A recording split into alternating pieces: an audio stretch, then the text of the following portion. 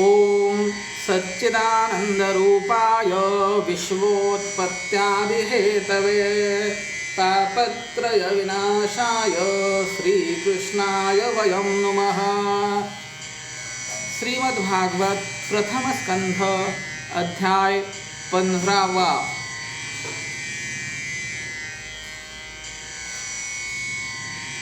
सर्व ठिकाणी कलेचा प्रवेश झाला असे जाणून धर्मराजाने सर्व राज्याचा भार परीक्षितीच्या स्वाधीन केला आणि स्वर्गारोहण करण्यासाठी आपण उत्तर दिशेस महाप्रस्थान केले। हा विषय या 15व्या अध्यायात वर्णन केला आहे।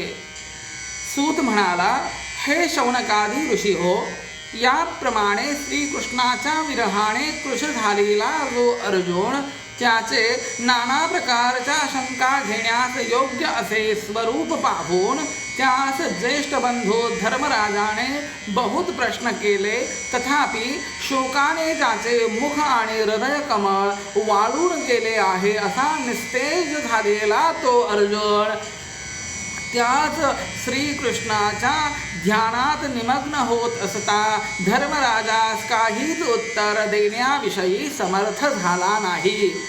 नंतर वारंवार उत्पन्न होणाऱ्या दुःखाश्रूंचे नेत्रामध्ये मोठ्या कष्टाने स्तंभन करून व बाहेर आलेले अश्रू हाताने पुसून श्रीकृष्णाच्या विरहामुळे अधिकच वाढलेल्या सप्रेम उत्कंठतेने व्याकुळ झालेला तो अर्जुन आपल्या सारथ्याधिक कर्माचे ठिकाणी श्रीकृष्णाने केलेली जी सख्य मैत्री आणि संबंधितत्व यांचे स्मरण करून गहिवराने कंठ सदगदित झाल्यामुळे अस्पष्ट वर्णोच्चारयुक्त आपल्या वाणीने ज्येष्ठ बंधू धर्मराजास म्हणाला की, अर्जुन म्हणाला, हे महाराज, बंधुरूपी श्रीकृष्णाने मला फसविले आहे। माझ्या ठिकाणी देवांनाही आश्चर्य उत्पन्न करणारे जे मोठे सामर्थ्य होते ते त्याने हरण केले। जसा पिता इत्यादी प्रियजनाचाही देह प्राणरहित झाला असता तो तत्काळ शवशब्दाने उच्चारला जातो व अमंगळ होतो, त्याप्रमाणे ज्याच्या क्षणमात्र वियोगाने हा सर्वही लोक फार वाईट दिसू लागतो। हे राजा, ज्या श्रीकृष्णाच्या बळाने द्रौपदीच्या स्वयंवर प्रसंगी द्रुपद राजाच्या मंदिरात प्राप्त झालेल्या काममदोन्मत्त राजांचे तेज केवळ धनुष्य ग्रहणानेच मी हरण केले आणि सज्ज केलेल्या धनुष्याने मत्स्ययंत्राचा वेध करून द्रौपदीची प्राप्ती करून घेतली। त्या श्रीकृष्णाच्या सन्निध भागी सर्व देवांसह इंद्राला जिंकून त्याचे खांडव नामक वन मी अग्नीस दिले व त्यात ज्या मयासुराचे रक्षण केले होते त्या मयासुराने केलेली अद्भुत चातुर्याने युक्त व अनेक मायिक रचनांनी युक्त अशी सभा मास प्राप्त झाली। तसेच सर्व राजे तुझ्या राजसूय यज्ञात अष्टदिशांकडून करभार घेऊन आले। ज्या श्रीकृष्णाच्या तेजाने ज्याला 10,000 वर्षे हत्तीचे बळ व उत्साह शक्ती आहे असा माझा वडील भाऊ व तुझा कनिष्ठ बंधू जो हा भीमसेन, त्याने राजांची मस्तके पादाक्रांत करणाऱ्या जरासंधाचा वध केला। त्या दृष्टीने पूर्वी महाभैरवाच्या यज्ञार्थ जे राजे जिंकून आणले होते त्यास श्रीकृष्णाने कारागृहातून सोडविले, म्हणून त्यांनी तुझ्या राजसूय यज्ञात अनेक प्रकारच्या भेटी आणून दिल्या।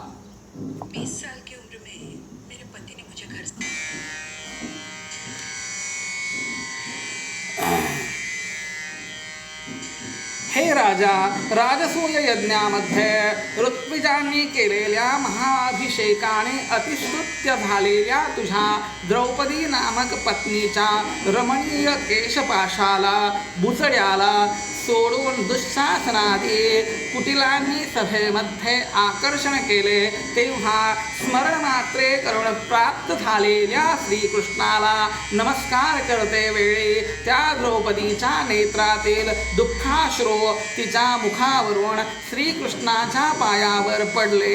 म्हणून तिच्या कैवाराने ज्या श्रीकृष्णाने त्या दुःशासनादी स्खलांचा संहार करून त्यांच्या स्त्रिया वैधव्यामुळे केशरहित केल्या, ज्या श्रीकृष्णाने द्वैतवनात येऊन 10 सहस्र शिष्यांच्या पंक्तीत प्रमुखपणे जो भोजन करणारा त्या आम्हाकडे पाठविलेल्या दुर्वास ऋषीकडून दुर्योधनाने रचिलेल्या शापरूप महत् संकटातून आमचे रक्षण केले, ते असे की सूर्याने दिलेल्या थालीस चिकटून राहिलेले भाजीचे पान भक्षण करून जो भगवान तृप्त झाला, तेणे करून नदीच्या उदकात स्नानासाठी निमग्न झालेल्या दुर्वास प्रभृती 10,000 ऋषींचा समुदाय त्रैलोक्य तृप्त झाले असे मानून अंतःकरणाने आता पांडव भोजनाचा आग्रह करीतील म्हणून तेथूनच दुसरे ठिकाणी पळून गेला. तसेच ज्या श्रीकृष्णाच्या तेजाने मी द्वंद्व युद्धात त्रिशूलधारी अशा भगवान शंकरालाही आश्चर्य उत्पन्न केले, त्याने संतुष्ट होऊन आपले पाशुपत नामक अस्त्र मला दिले. नंतर सर्व लोकपालांनीही आपापली अस्त्रे मला दिली आणि मी याच देहाने स्वर्गलोकाचे ठाई जाऊन इंद्राच्या मोठ्या अर्धासनावर मांडीवर बसलो. हे अजमीढ राजाच्या वंशात झालेल्या धर्मराजा, त्या स्वर्गलोकी मी यथेच्छ क्रीडा करीत असता इंद्रासहित सर्व देवांनी निवात कवचाधिक आपल्या दुर्जय शत्रूंच्या वधासाठी ज्या श्रीकृष्णाने अद्भुत पराक्रमयुक्त केलेल्या व गांडीव धनुष्याच्या चिन्हाने सुशोभित अशा माझ्या बाहुदंडाचा आश्रय केला, त्या निजधामास गेलेल्या श्रीकृष्णाने आज मला फसविले आहे. म्हणजे तो निजधामास गेल्यामुळे मला त्याचा वियोग झाला आहे. ज्या श्रीकृष्णाचा आश्रय करणारा एकटाच मी, ज्याचा अंत व पार नाही व ज्यात दुर्जय भीष्मादी रूपी मोठे जलचर आहेत, अशा कौरव सैन्य रूप समुद्रात रथाने तरुण गेलो व त्याच्या पूर्वी हे उत्तर गोग्रहण प्रसंगे मी कौरवांनी नेलेले बहुगोधन परत आणले आणि शत्रूंवर मोहनास्त्र सोडून त्यांच्या प्रतापांची स्थानभूत जी रत्नजडित मुकुटादी भूषणे ती त्यांच्या मस्तकावरून हरण केली. हे विभो धर्मा, जो श्रीकृष्ण माझा सारथी होऊन बहुत पराक्रमयुक्त राजश्रेष्ठांच्या रथसमुदायांनी सुशोभित अशा भीम, द्रोण, कर्ण व शल्य इत्यादिकांच्या सेनेमध्ये त्या महारथी वीरांची आयुष्य, मने, उत्साह, शक्ती व बळे यास केवळ दृष्टीनेच हरण करिता झाला. हे राजा, तू कौरव युद्ध प्रसंगी मला ज्या श्रीकृष्णाच्या हातात देऊन रक्षण करण्याविषयी स्वाधीन केले होते, म्हणून द्रोण, भीष्म, कर्ण, अश्वत्थामा, सुशर्मा, शल्य, जयद्रथ व बाल्हिक इत्यादिकांनी माझ्यावर अमोघ, कधीच फुकट न जाणारी अशी अनेक अस्त्रे टाकिले, परंतु त्यांनी जसा हिरण्यकशिपू प्रभृती दैत्यांनी टाकलेल्या शस्त्रास्त्रांनी प्रल्हादास स्पर्शसुद्धा केला नाही, त्याप्रमाणे मला स्पर्शसुद्धा केला नाही. सर्वात पूज्य असे ब्रह्मादिदेवही मोक्षप्राप्त्यर्थ ज्या श्रीकृष्णाच्या चरणकमलाचे सेवन करितात आणि जयद्रथाच्या वधाच्या दिवशी उदक न मिळाल्यामुळे माझ्या रथाचे घोडे थकले होते, तेव्हा भूमीचे विदारण करून पाणी काढण्यासाठी मी भूमीवर मी भूमीवर उतरलो असता त्यावेळी ज्या भगवंताच्या अंतर्यामी प्रेरणेने पूर्वापार अनुसंधानाने रहित झालेल्या त्या रथारूढ शत्रूंनी मला प्रहार केला नाही, अशा मुमुक्षुजनास आत्मस्वरूप देणाऱ्या त्या ईश्वरास मी कुबुद्धीने आपल्या सारथ्याविषयी योजिले, तस्मात मला धिक्कार असो.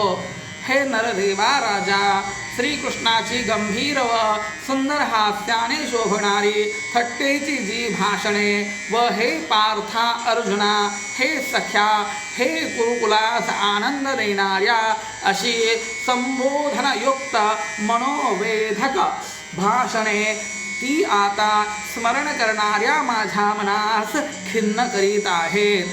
आणि निजणे, बसणे, फिरणे, आपल्याच गुणांची प्रशंसा करणे आणि भोजन करणे इत्यादिकात श्रीकृष्णाशी कधीही माझा वियोग नसे. कदाचित श्रीकृष्णाने मद वाचून भोजनादिक केले असता, हे मित्रा, तू सत्ययुक्त असून बराच हा धर्म केलास असा वक्रोक्तीने मी त्याचा तिरस्कार केला. तथापि थोरच तो त्याने आपल्या मोठेपणाने जसे मित्राने मित्राचे अपराध सहन करावे अथवा पित्याने पुत्राचे सोसावे, तसे कुत्सित बुद्धी मदकडून घडलेले सर्व अपराध सहन केले. हे राजेंद्रा, भीष्मादिक वीरांचा पराभव करणारा तोच मी अर्जुन. जेव्हा सखा, प्रिय आणि सुहृत अशा त्या पुरुष श्रेष्ठ श्रीकृष्णाशी वियोग पावलो, तेव्हाच चित्ताचे पूर्वापर अनुसंधान व अस्त्रांचे मंत्र हृदय यास विसरून गेलो. पुढे इकडे येताना मार्गात श्रीकृष्णाच्या 16,000 स्त्रियारूप परिवाराचे रक्षण करीत असता, हे राजन, माझ्यापेक्षा नीच अशा गवळ्यांनी एखाद्या बायकोसारखा माझा पराभव केला. कौरव संग्रामातील राजे जास नमस्कार करीत असत, तेच धनुष्य, तेच बाण, तोच रथ, तेच घोडे, तोच मी रथी. पण हे सर्व साहित्य श्रीकृष्ण रहित असल्यामुळे जसे भस्मामध्ये केलेले हवन मायावी पुरुषास मिळविलेल्या वस्तू किंवा खाऱ्या भूमीत पेरलेले धान्य ही सर्व व्यर्थ होतात, त्याप्रमाणे माझे ते सर्व साहित्य एका क्षणात व्यर्थ झाले. हे राजा, तुझ्या स्वजनांच्या क्षेमाविषयी मला प्रश्न केला होतास, ते द्वारकेतील आपले स्वकीय जन ब्राह्मणाच्या शापाने अत्यंत मूढ बुद्धी होऊन वारुणी नामक मदिरेचे प्राशन करून त्या मदाने क्षुब्ध चित्त झाले आणि ते परस्परांस न जाणण्यासारख्या स्थितीवर येऊन शत्रुभावाने एकमेकास लव्हाड्याच्या मुष्टींनी प्रहार करीत असता बहुत करून सर्वांचा संहार होऊन आता त्यांपैकी 4 किंवा 5 यादव अवशेष राहिले आहेत. हे राजा, सर्व प्राणी एकमेकास मारतात किंवा एकमेकांचे रक्षण करतात. हे सर्व बहुत करून षड्गुण ऐश्वर्य संपन्न परमेश्वराचेच चरित्र असावे. हे राजा, जसे उदकामध्ये मत्स्यादिक जातीतले मोठे जलचर प्राणी लहान लहान प्राण्यांस भक्षण करीतात किंवा जसे मनुष्यादिक जातीतही जे महाबलिष्ठ आहेत ते दुर्बलास मारतात आणि जे सबल असतात, जे समबल असतात ते परस्परांचा वध करीतात, त्याप्रमाणे श्रीकृष्णाने महाबलिष्ठ अशा पांडवांकडून इतर दुर्योधन जरासंधादिकांचा नाश करून व यादवांकडून शाल्वादिकांचा नाश करून आणि पृथ्वीला भारभूत अशा यादवांनीच परस्पर यादवांचा संहार केला. हे राजा, ज्या कोणत्या देशी व कोणत्या काली कसे वागावे याबद्दल योग्य विचाराने युक्त आणि हृदय संबंधी तापाचा समूळ नाश करणारी जी श्रीकृष्णाची मधुर वाक्ये ती स्मरण करणाऱ्या माझ्या चित्तास आकर्षण करीतात, म्हणून आता मी काहीच सांगू शकत नाही. सूत म्हणाला, ऋषी हो, याप्रमाणे तो अर्जुन अतिदृढ सप्रेम भक्तीने श्रीकृष्णाच्या चरणकमलाचे चिंतन करीत असता त्याची बुद्धी शोकरहित व शांत व विरक्त पावली. श्रीकृष्णाचरणाच्या निरंतर ध्यानाने जिचा वेग वाढला आहे अशा दृढ भक्तीने अर्जुन बुद्धीतील कामक्रोधाधिक सर्व विषय वासना समूळ नाश पावल्या. अर्जुनाच्या बुद्धीतील कामक्रोधाधिक सर्व विषय वासना समूळ नाश पावल्या आणि युद्धाच्या आरंभी जे गीतारूप ज्ञान श्रीकृष्णाने सांगितले होते ते काल, कर्म व विषयभोगांवर आसक्ती यांनी आच्छादित झाले होते तेच पुन्हा अर्जुनास प्राप्त झाले. तेने करून अर्जुनाला वेदांत श्रवणाने मी ब्रह्म आहे अशी ब्रह्मसंपत्ती प्राप्त झाल्यामुळे त्याच्या अंतःकरणातील अविद्या समूळ नष्ट झाली. तेव्हा अर्थातच तिचे अविद्येचे सत्व रज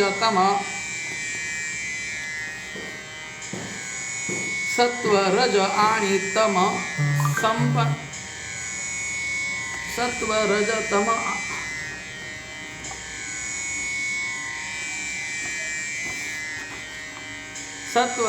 तम हे तीनही गुण व त्यापासून झालेले लिंग शरीर, पंच ज्ञानेंद्रिये, पंचकर्मेंद्रिये, पंच प्राणपंचक, बुद्धी आणि मन व त्यांचे कार्य, स्थूलदेहाची उत्पत्ती ही सर्व नष्ट झाली. त्यामुळे त्याच्या मनातील द्वैतरूप संशय सुटून गेला आणि तो सर्वथा शोकरहित झाला. याप्रमाणे भगवंताने स्वीकारलेला निजधाम गमनरूप मार्ग व यदुकुलाचा झालेला संहार ऐकून धर्मराजाने एकाग्रचित्ताने विचार करून स्वर्गाचा मार्ग स्वीकारण्याचा निश्चय केला. ते समयी ते अर्जुनाचे भाषण ऐकून यादवांचा नाश आणि ब्रह्मादिकांसही अतर्क्य असे ते श्रीकृष्णाचे निजधाम गमन जाणून कुंतीनेही आपले अंतःकरण इंद्रियास अगोचर अशा श्रीकृष्णाचे ठिकाणी अनन्य भक्तीने स्थापन करून देहाचे विसर्जन केले. याप्रमाणे जन्मरहित अशा श्रीकृष्णाने ज्या यादव तनूने पृथ्वीचा भार काट्याने काटा काढतात त्याप्रमाणे हरण केला होता व त्या यादव तनूचाही शेवटी त्याग केला. कारण यादव देह व भारतभूत जरासंधादिक शरीरे ही दोन्हीही संहार करण्याविषयी श्रीकृष्ण परमात्म्यास सारखीच होती. जसा नट आपल्या मूळच्या रूपाने सिद्ध असून दुसरी मत्स्यकुर्मादी रूपे धारण करीतो व गुप्त करीतो त्याप्रमाणे निजानंदाचे ठिकाणी राहणाऱ्या भगवंताने जे श्रीकृष्ण रूप धारण करून पृथ्वीचा भार दूर केला तेही आपले स्वरूप शेवटी गुप्त केले. ज्याच्या कथा उत्तम असून श्रवण करण्यास योग्य आहेत त्या मुकुंद भगवंताने ज्या दिवशी आपल्या तरुणे पृथ्वीचा त्याग केला त्याच दिवशी अविवेकी पुरुषास अधर्माचे ठिकाणी प्रवृत्त करणारा कली जिकडे तिकडे प्रवृत्त झाला. त्या काली ज्ञानसंपन्न धर्मराजाने आपला देह मन गृह हस्तिनापूर व सर्व राष्ट्र यामध्ये लोभ असत्य कपट हिंसा इत्यादी अधर्म समुदाय रूपी कलीचा जिकडे तिकडे प्रसार झाला असे जाणून महाप्रस्थान करण्याची तयारी केली आणि त्या स्वतंत्र धर्मराजाने स्वभावाने नम्र गुणांनी आपल्या धर्मासारखा जो नातू परीक्षिती त्यास हस्तिनापुरामध्ये समुद्रवलयांकित पृथ्वीच्या राज्यासनावर अभिषेक केला. तसाच मथुरा नगरीमध्ये वज्र नामक अनिरुद्धाच्या पुत्रास शूरसेन देशाच्या राज्यावर स्थापन करून नंतर प्राजापत्य नावाची इष्टी करून त्या समर्थ धर्मराजाने गार्हपत्यादिक अग्नीचा आपले ठिकाणी समारोप केला आणि त्याने आपल्या देहावरील पीतांबरादिक रेशमी वस्त्रे कडी तोडे अंगठ्या इत्यादी सर्व वस्त्रभूषणांचा त्या हस्तिनापुरातच त्याग करून ममतारहित व अहंकाररहित होऊन सर्व उपाधी रूपबंधने तोडून टाकली आणि त्याने वाणी आदी करून सर्व इंद्रियांचा त्यांच्या क्रियेसहित मनामध्ये लय करून त्या मनाचा प्राणात लय केला. नंतर त्या प्राणाचा अपान वायूमध्ये लय करून त्या अपान वायूचा उत्सर्ग क्रियेसह वर्तमान मृत्युदेवतेमध्ये लय केला आणि त्या मृत्यूचा लय पंचमहाभूतात्मक देहात केला. म्हणजे मृत्यू हा देहातच आहे, आत्म्यास नाही अशी त्याने भावना केली. नंतर विचारशील अशा त्या धर्मराजाने पंचमहाभूतात्मक देहाचा सत्व रज आणि तम या 3 गुणात लय करून त्या गुणत्रयाचा अविद्येमध्ये लय केला. त्या अविद्येचा जीवात्म्याचे ठिकाणी लय करून त्या शुद्ध त्वपदार्थवाच्य जीवाचा निर्विकार परब्रह्माचे ठिकाणी लय केला. म्हणजे देहादी प्रपंचाच्या लयाविषयी पूर्वोक्त भावना करून देहाभिमान सोडून दिला. नंतर वल्कले धारण करणारा, आहार शून्य मौन व्रत धारण करणारा आणि मस्तक संबंधी केश मोकळे सोडणारा तो धर्मराजा आपले रूप जड उन्मत्त व पिशाच यांसारखे लोकास दाखवित होत असता भीमादी बंधूंचीही वाट न पाहता व बधिरासारखे कोणाचेही भाषण श्रवण न करता अंतःकरणात परब्रह्मस्वरूपी श्रीकृष्णाचे ध्यान करीत हस्तिनापुरातून बाहेर पडून ज्या दिशेस गेलेला पुरुष पुन्हा गर्भवासात येत नाही अशा विवेकी पुरुषांनी पूर्वी गमन केलेल्या उत्तर दिशेकडे निघून गेला. तेव्हा पृथ्वीवरील सर्व प्रजा अधर्ममित्र कलीने व्याप्त झाल्या असे पाहून धर्मराजाच्या भीमादिक सर्व बंधूंनीही धर्मराजासारखाच मनाचा निश्चय करून त्याच्या मागोमाग ते निघून गेले. याप्रमाणे त्या 5ही पांडवांनी धर्मार्थ काम मोक्षांचे उत्तम साधन करून व श्रीकृष्णाचे जे चरणकमल हीच काय ती आपली मुख्य गती आहे असे जाणून त्याचेच मनाने धारण केले. तेव्हा त्या ध्यानाच्या योगाने शुद्ध चित्त झालेले व निष्पाप झालेल्या पुरुषांचे राहण्याचे स्थान अशा त्या नारायण स्वरूपाचे ठिकाणीच एकाग्र चित्त झालेले ते पांडव लिंग देह रहित अशा आपल्या स्वरूपानेच विषयासक्त असत्पुरुषास दुर्लभ अशा मोक्षरूप गतीस पावले. त्याप्रमाणे आत्मज्ञान संपन्न विदुरानेही प्रभास क्षेत्राचे ठिकाणी दृढभक्तीच्या योगाने श्रीकृष्ण स्वरूपी चित्ताची धारणा करून आपला देह ठेविला आणि त्यावेळी समोर आलेल्या पितरांसह वर्तमान आपल्या अधिकारावर यमलोकी गमन केले. इकडे द्रौपदी ही त्यावेळी आपणाविषयी आपल्या पतीची निरीक्षता झाली आहे असे पाहून षड्गुणैश्वर्य संपन्न श्रीकृष्ण भगवंताचे ठिकाणी एकाग्रचित्त होत असता तत्स्वरूपी लीन झाली. असे हे श्रीकृष्ण प्रिय पांडुपुत्रांचे उत्तम महाप्रस्थान अत्यंत मंगलकारक व अतिपवित्र आहे.